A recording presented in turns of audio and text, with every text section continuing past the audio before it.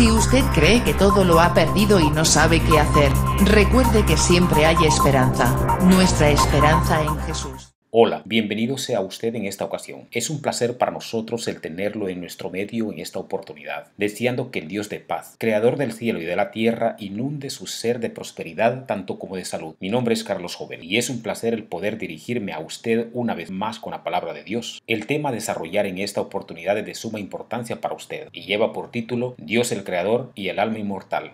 Un momento. Si por alguna razón usted aún no ha escuchado la primera parte de este tema y está escuchando la segunda parte, que es justamente esta, le sugiero que por favor busque y escuche la primera parte, a fin de que pueda usted entender mejor esta segunda parte. Pero si ya la escuchó, le felicito y continúe con este tema, que está buenísimo, y muchas gracias por su preferencia. Entonces la pregunta que surge ahora es, ¿qué es el aliento de vida de Dios que dio vida a ese muñeco sin vida? Quiero comenzar diciendo que el aliento de vida solo proviene de Dios el Creador, y por favor no se equivoque sobre lo antes ya mencionado al respecto, ya que Él es el que creó los cielos y la tierra, tanto como todo el universo en su extensión cósmica, el cual sabemos que existe aun cuando nosotros mismos no lo hayamos podido ver todo con nuestros propios ojos. Pero viene el día cuando esto y mucho más lo veremos con nuestros propios ojos, y no solo eso, sino que también podremos viajar y estar en todos esos rincones del universo de nuestro gran Creador, nuestro Dios.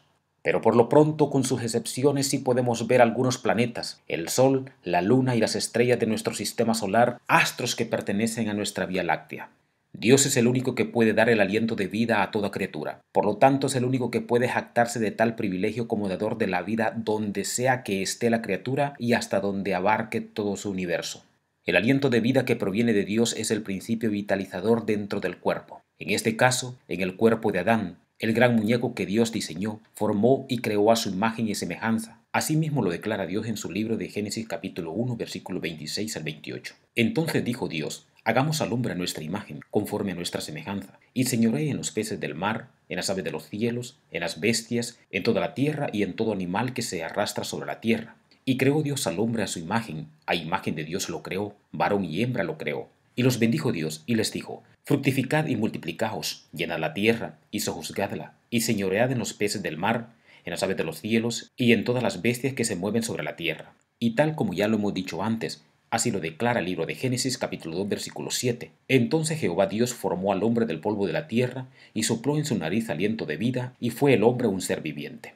El aliento de vida o principio vitalizador, que también es conocido como chispa de vida, fue el instrumento que Dios utilizó para transferir vida a ese cuerpo inerte de Adán en un principio.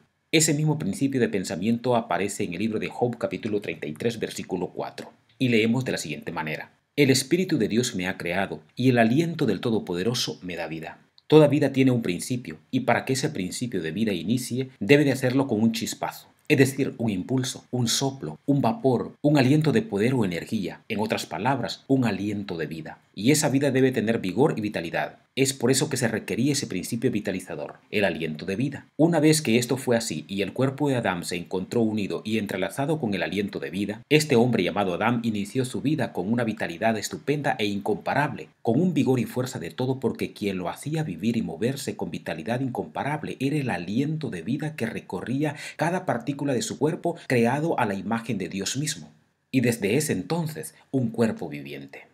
El aliento de vida o principio vitalizador es la chispa de vida que se encargó en su momento de inyectar el corrientazo energético en el cuerpo de Adán para que éste iniciara su vida con una increíble y envidiable vitalidad. Veamos algunas definiciones de la palabra vitalidad. La palabra vitalidad proviene del latín y la palabra en latín es vitalitas. Ahora veamos el significado de la palabra vitalitas. Vitalitas, en principio, número 1, tenemos como calidad, y esa calidad se muestra en tener calidad de vida.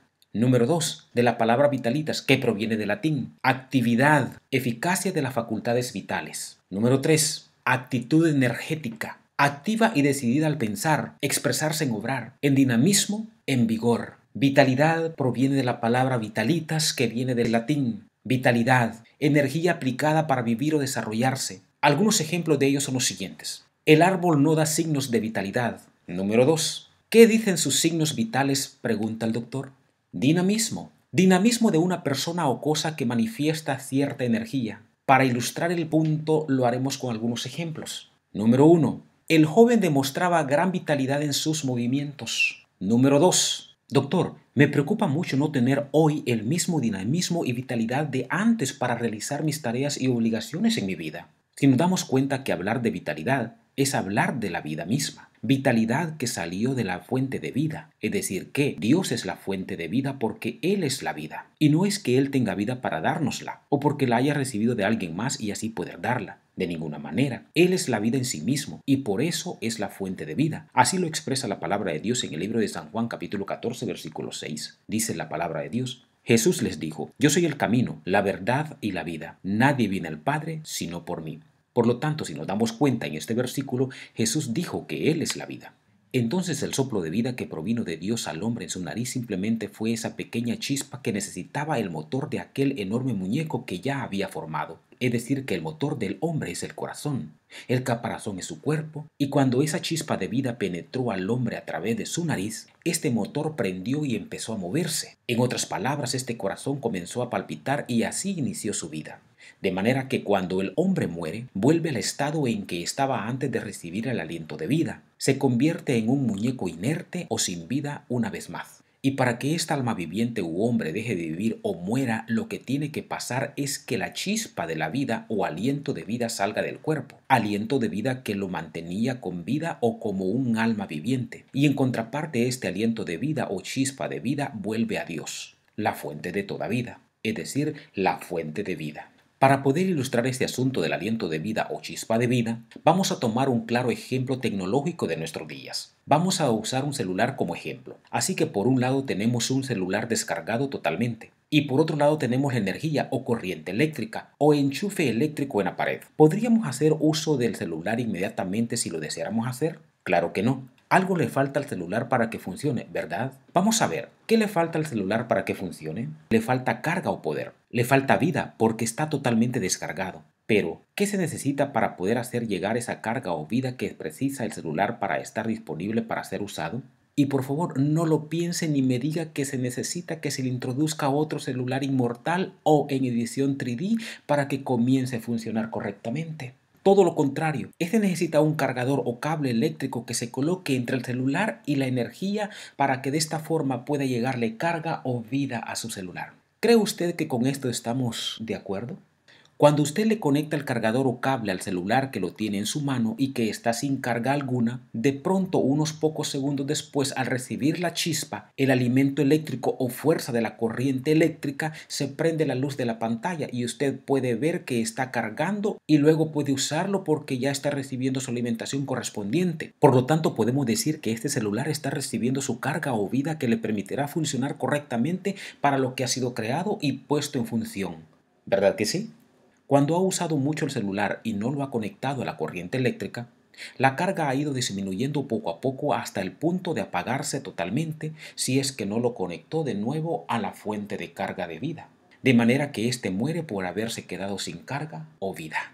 La pregunta es, ¿por qué se apagó el celular de repente? Porque se consumió la última chispa de carga o vida que lo mantenía prendido. ¿Y ahora qué le quedó? Solo un artefacto electrónico sin carga. Lo que salió del celular fue la última chispa de carga de poder que lo hacía funcionar y no otro celular inmortal u otro celular más sofisticado en tercera dimensión que después de eso anda por el más allá perdido y deambulando sin rumbo y dirección. De ninguna manera. Lo que salió, lo que se le terminó, lo que se acabó, fue su último impulso, su última carga, su último aliento de vida, su última carga de poder. Por eso se apagó. El libro de Job capítulo 33 versículo 4 dice: El Espíritu de Dios me hizo y el soplo del Omnipotente me dio vida. Por lo tanto, si nos concentramos nosotros en la última parte de este versículo, dice: el soplo del Omnipotente me dio vida. Es decir, el soplo, el aliento de vida del Dios Todopoderoso, el Dios creador de los cielos y la tierra, es el que le da vida a toda criatura.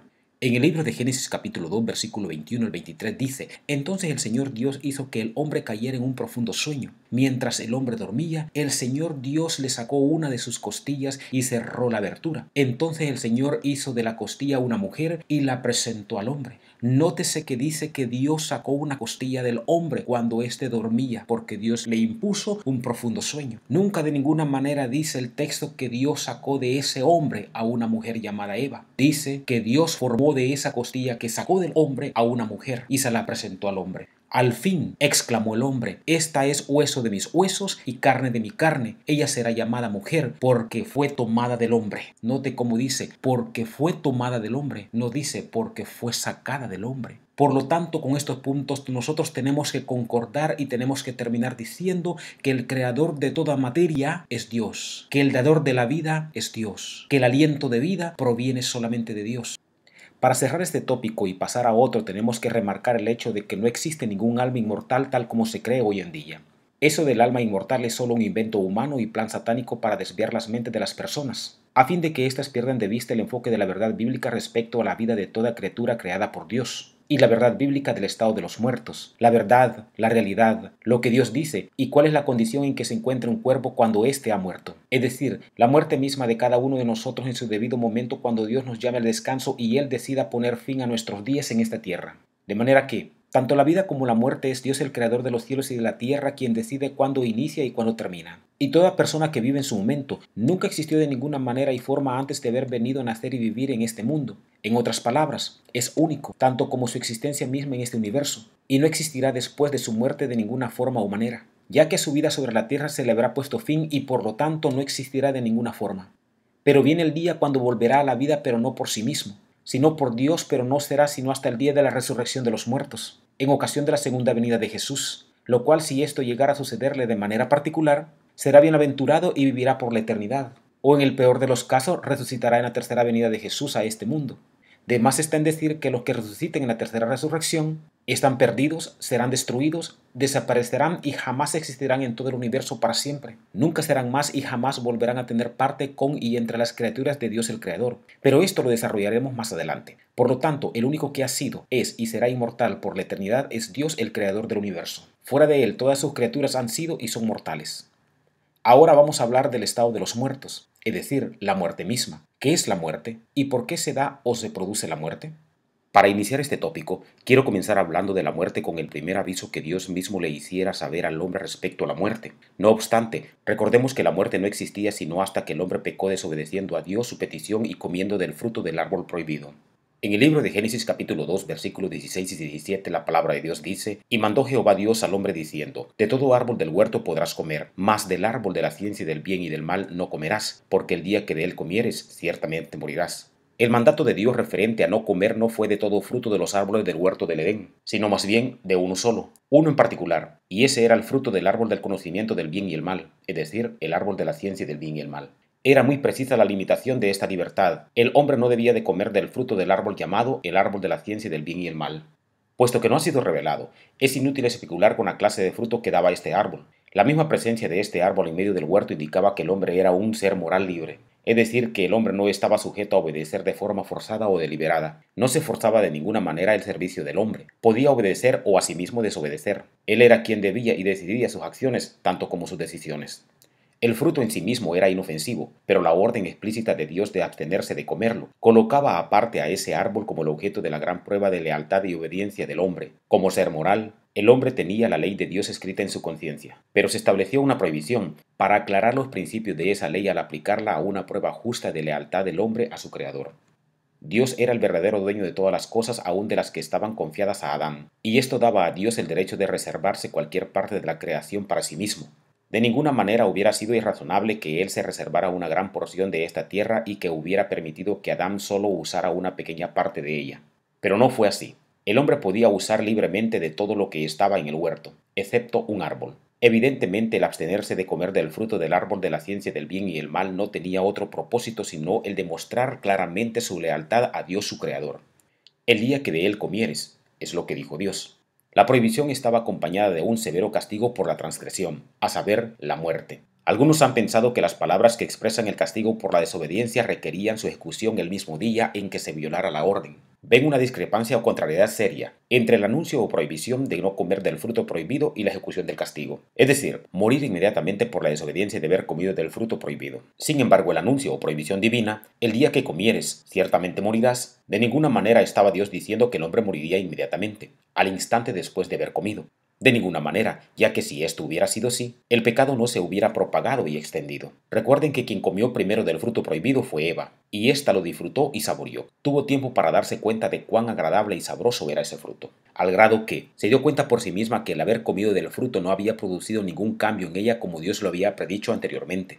Y no solo eso, sino que hay que recordar que Adán no se encontraba con ella en el momento en que ella cedió a la tentación y así pecó sin darse cuenta de ello. Pero otro punto es que tuvo el tiempo necesario para ir a buscar a su marido Adán y decirle que había comido del árbol prohibido. Y yo quiero pensar que una vez que Adán supo lo que había acontecido y hecho Eva, se ha de haber puesto a pensar en la orden específica de Dios de abstenerse de comer de ese fruto. Y sin duda alguna que no le ha de haber resultado tan fácil a Eva convencer a Adán de comer también del fruto del árbol prohibido. Pero entre las palabras y seducciones de Eva, su mujer, e insistencias una tras otra, sin duda tal como ya lo sabemos, este cayó también, y más aún después de ver aparentemente ningún cambio en ella, ya que él mismo estaba viendo y tenía frente a sus ojos las pruebas irrefutables de que Eva, después de haber comido del árbol de la ciencia y del conocimiento del bien y el mal, no había muerto tal como Dios lo había dicho. El día que de él comieres, ciertamente morirás. Sin duda que para Adán, el hecho de ver que Eva no había muerto tal como Dios lo había dicho en un principio, le ha de haber causado una enorme confusión y sin duda alguna que ha de haber estado pensando. ¿Será que Dios nos habrá mentido, pero por qué lo habrá hecho? ¿Qué es lo que Dios oculta en el fruto de ese árbol que no quiere que nosotros sepamos y por qué? Confusiones y dudas en la mente de Adán después de este incidente. Por un lado tenía en su mente lo que Dios les había dicho respecto de ese árbol. Por otra parte, Eva aún sigue viva y muy hermosa después de haber comido del fruto prohibido, y al extremo se encuentra con el dilema pensando que Dios es mentiroso y algo oculta. ¿Qué hago en esta situación? Seguramente que se preguntaba Adán, ¿y si como yo también del fruto y no me pasa nada tal como ha pasado con Eva? Aun cuando ha pasado algún tiempo considerable desde que ella comió, vino a mí y no ha muerto tal como nos fue dicho, ¿qué hago? ¿Comeré igual como Eva? ¿O me sigo manteniendo en la postura? ¿O me sigo manteniendo en la provisión de Dios que dijo, no comeréis, porque el día que de él comiereis, ciertamente morirás? Lo que quiero decir con este planteamiento es que entre que Eva comió y examinó los resultados en sí misma e ir en busca de Adán su marido y tratar de convencerlo, y por fin con pruebas irrefutables de no haber muerto, lo convenció y comió, y Adán tampoco murió, tal como se les había dicho. Pasó un tiempo considerable, y recuerde que lo que es o va a ser se inicia con un segundo de tiempo, y el resto de tiempo es historia. Lo que quiero decir con esto es que, si tomamos y pensamos que la ejecución de castigo por haber violado la orden de no comer del fruto prohibido habría de llegar de inmediato ese mismo día, debía de haber sido ese mismo instante o día que Adán y Eva comieron. ¿No le parece a usted que debía haber sido así? Si la sentencia o castigo de la prohibición de no comer del fruto hubiera sido literal tal como muchos creen, Eva hubiera caído muerta al instante y de inmediato, o progresivamente cuestión de segundos alcanzando algunos pocos minutos de agonía antes de morir, tal como sucede con el consumo de algún tipo de veneno. ¿No le parece a usted que esto es correcto? Si la sentencia de morir hubiera sido de morir de inmediato, en verdad que hubiera sido la mejor de las sentencias desde el punto de vista terrenal y humano, mas no desde el punto de vista de Dios y el universo, ya que si Eva hubiera muerto después de haber comido del fruto que se les había ordenado no comer, hubieran pasado algunos puntos que quiero que veamos de cerca. Número 1. Si Eva hubiera muerto ese mismo día, por ser portadora del pecado, recuerde que en su ADN ya corría la mancha de la desobediencia. Ese pecado habría terminado en el mismo lugar y de inmediato donde inició con ella, al ella morir porque ella volvería al polvo de la tierra, y con ella el pecado. Recuerde el viejo refrán, muerto el perro se acabó la rabia, es decir que si el perro está muerto, la rabia ya no se propaga o se extiende, y en este caso, el pecado no se extendería más. Número 2. Si Eva hubiera muerto después de comer del fruto prohibido, Adán no habría podido comer de ese fruto jamás porque al darse cuenta que su mujer estaba muerta, habría recordado las palabras de Dios al pedirle que no comiese de ese fruto, ya que la única forma de que Eva estuviera muerta ahora habría sido solo por el hecho de la desobediencia y comido de ese fruto, sabiendo muy bien que Dios les había dicho no comerás el fruto de ese árbol. Aparte de eso, Dios mismo le confirmaría que Eva estaba muerta por desobediente, y cuando Satanás viniera a tentar a Adán con la misma tentación e insinuaciones para hacerlo caer y comer, Adán se daría cuenta que eso mismo hizo con Eva y por ello ahora ella estaba muerta, y seguramente que Adán le diría a Satanás, a otro perro con ese hueso. Punto número 3. Dios le hubiera creado otra mujer al hombre y hubieran tenido mayor cuidado y respeto a sus palabras y exigencias. Punto número 4. Si Eva hubiera muerto al instante, el pecado nunca se habría propagado en la tierra y siempre la raza humana hubiera gozado de una vida plena en santidad y perfección delante de Dios y para Dios. Punto número 5. Jesús nunca habría tenido que venir a morir en la cruz del Calvario por la raza humana, raza de pecadores, y salvarlos a costa de perder todo el universo. Punto número 6. Si el hombre hubiera muerto ese mismo día en que desobedecieron y pecaron, por comer del fruto de un árbol que claramente se les había prohibido, Dios mismo hubiera estado en graves problemas y dificultades para explicar lo sucedido con el hombre por su desobediencia delante de todas sus criaturas creadas por él en todo el universo.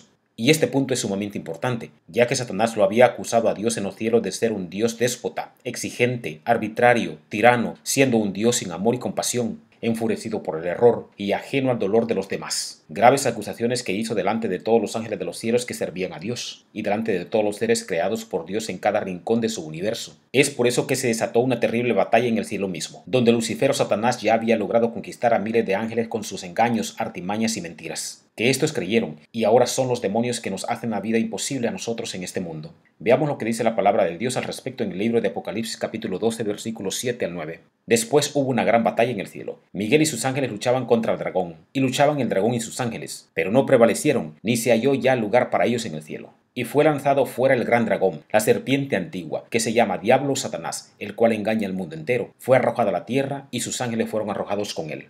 Ahora bien, si esto es así, y no iban a morir ese mismo día tal como Dios lo había dicho, entonces ¿qué quiso decir Dios al respecto con la frase, el día que de él comieres, ciertamente morirás?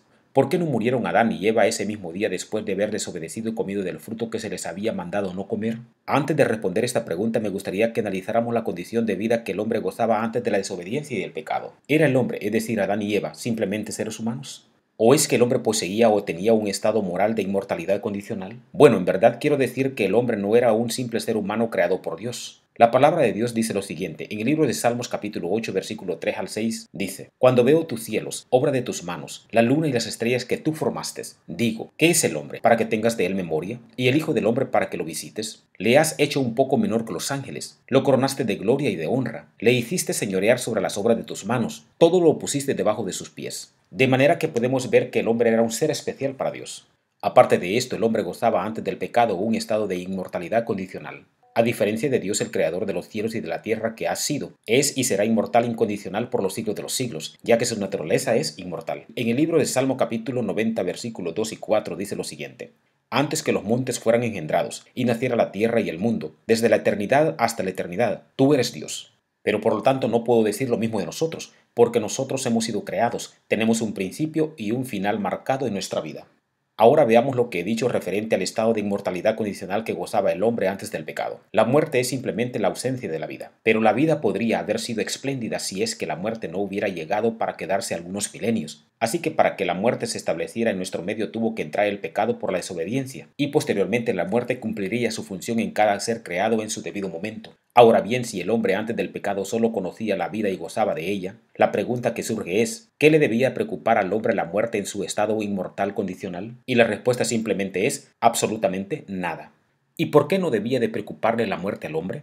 Y la respuesta es tan simple que cualquier niño recién nacido la hubiera podido responder, la cual es, mientras ellos se mantuvieran lejos del alcance de comer del fruto que Dios les había dicho no comerás, la muerte anunciada para ellos por la desobediencia no tenía poder alguno sobre ellos. De manera que si ellos no hubieran comido del fruto prohibido, tal como Dios lo había establecido, ellos podrían haber continuado viviendo sus vidas en un estado inmortal condicional hasta el día de hoy. Sí, yo sé que esto es un poco complejo de entender y mucho más de aceptar, pero poco a poco lo vamos a ir descubriendo y desarrollando para su comprensión. Ahora la pregunta que surge es, ¿por qué hablo de un estado de inmortalidad condicional en la vida del hombre antes del pecado?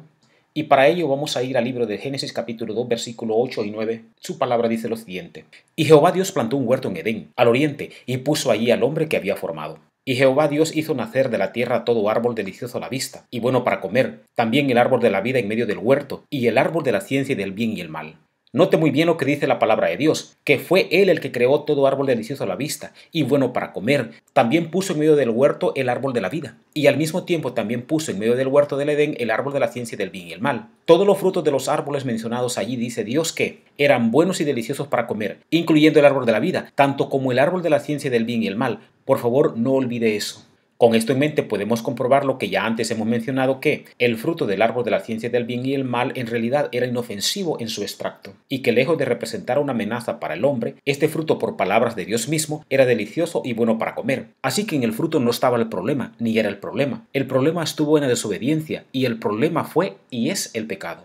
Así que lo que llama la atención especialmente en este texto son las palabras de Dios diciendo que todo fruto de todos los árboles que Él ha creado son deliciosos y buenos para comer. Y cuando digo todo, es todo, ya que de ninguna manera exceptúa de ningún fruto en particular. Mas sin embargo, en el siguiente texto hay una excepción muy marcada, más allá de que el fruto del árbol de la ciencia del bien y el mal también era delicioso y bueno para comer.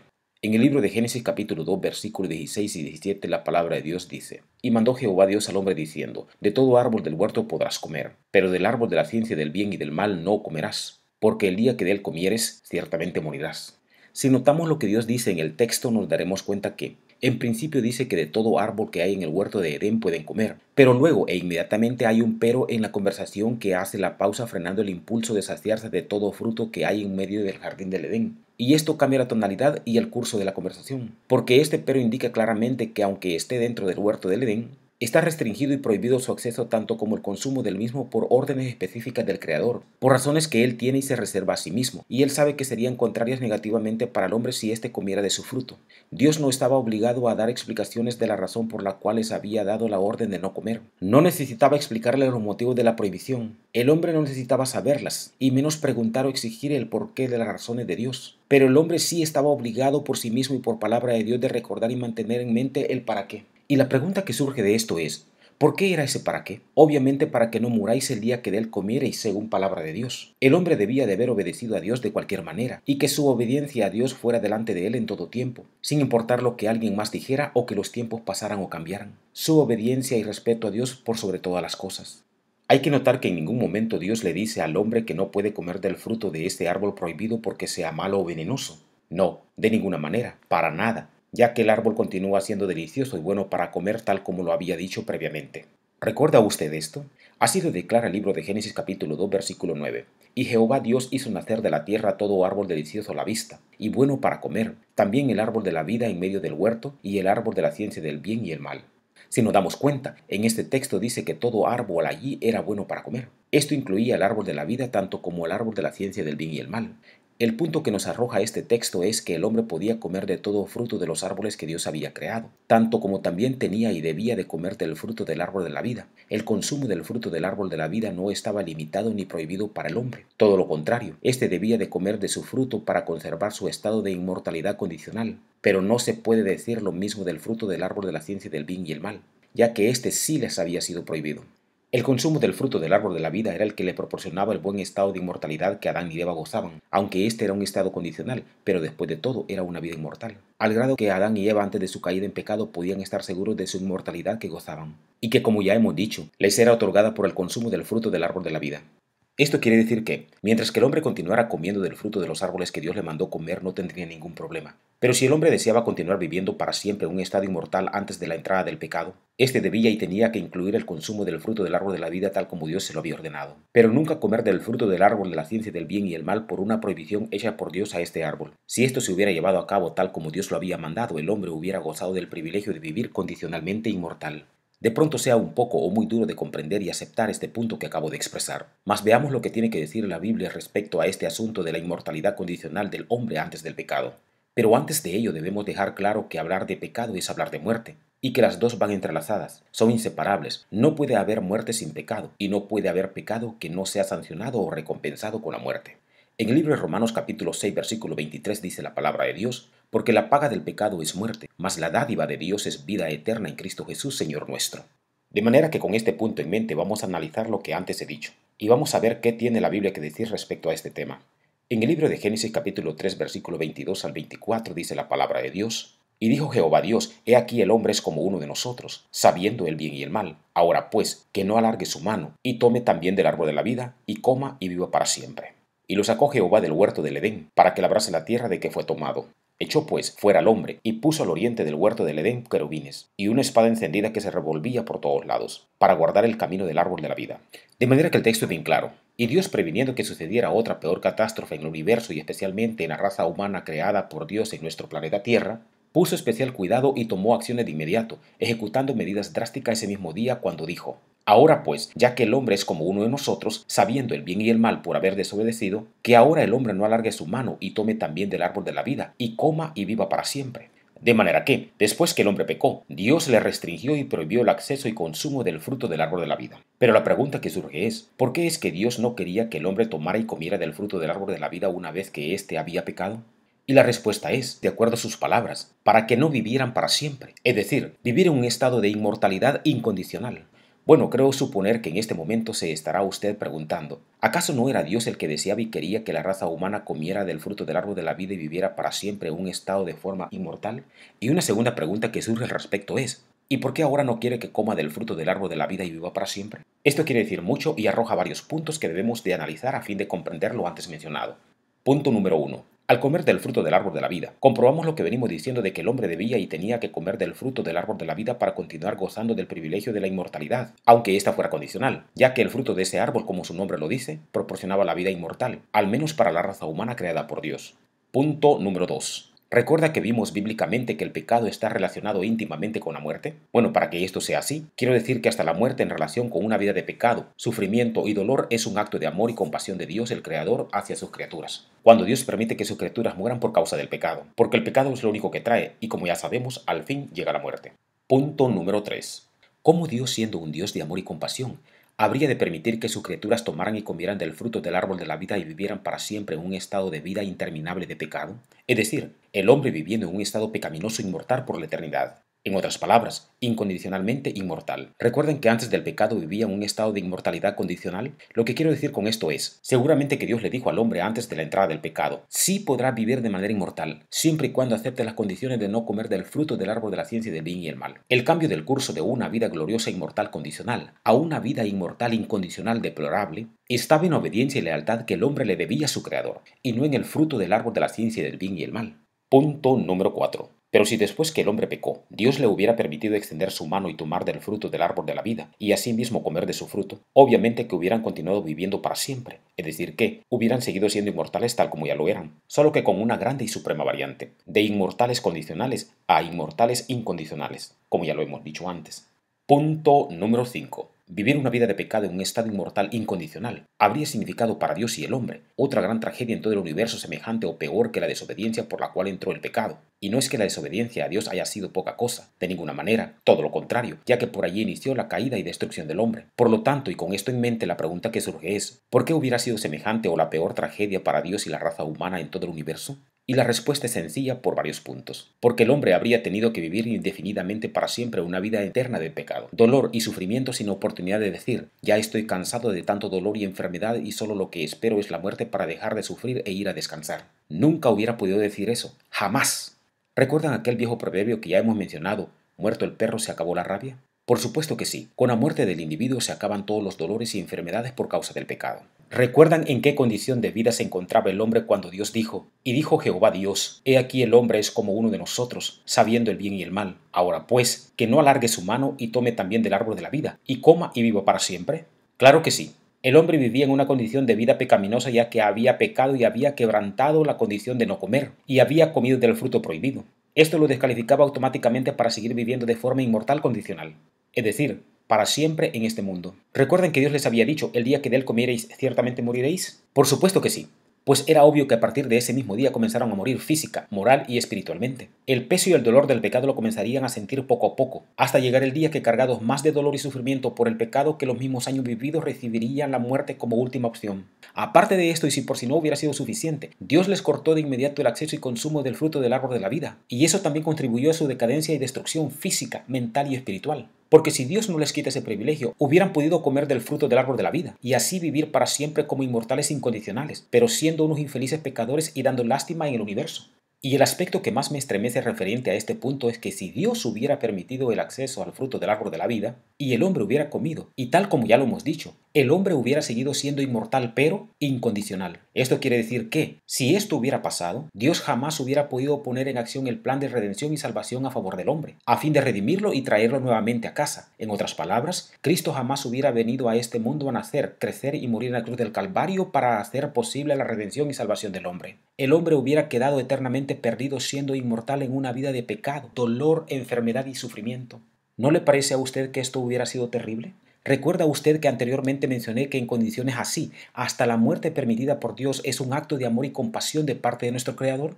¿Ahora entiende por qué Dios no le permitió al hombre comer más del fruto del árbol de la vida? Espero que usted lo entienda tal como yo lo he entendido. Por lo tanto, puedo decir que Dios es un Dios de amor y que todo lo que hizo, lo hizo porque amaba a la raza humana en general por todas las generaciones, a fin de que ésta no quedara en pecado y perdida eternamente. ¡Qué grande y maravilloso Dios tenemos! ¿No le parece a usted? De manera que con esto en mente y con justa razón, y dijo Jehová Dios, en el libro de Génesis capítulo 3, versículos 22 y 24, he aquí el hombre es como uno de nosotros, sabiendo el bien y el mal. Ahora pues, que no alargue su mano, y tome también del árbol de la vida, y coma y viva para siempre. Y lo sacó Jehová del huerto del Edén, para que labrase la tierra de que fue tomado. Echó pues fuera al hombre, y puso al oriente del huerto de Edén querubines, y una espada encendida que se revolvía por todos lados, para guardar el camino al árbol de la vida. Así que una vez que Dios les quitó el acceso y el consumo del fruto del árbol de la vida para que no lo comieran, también los echó fuera del Edén y los puso en las afueras del jardín del Edén para que hicieran morada en otra parte y así la cultivasen y vivieran en ella y de ella.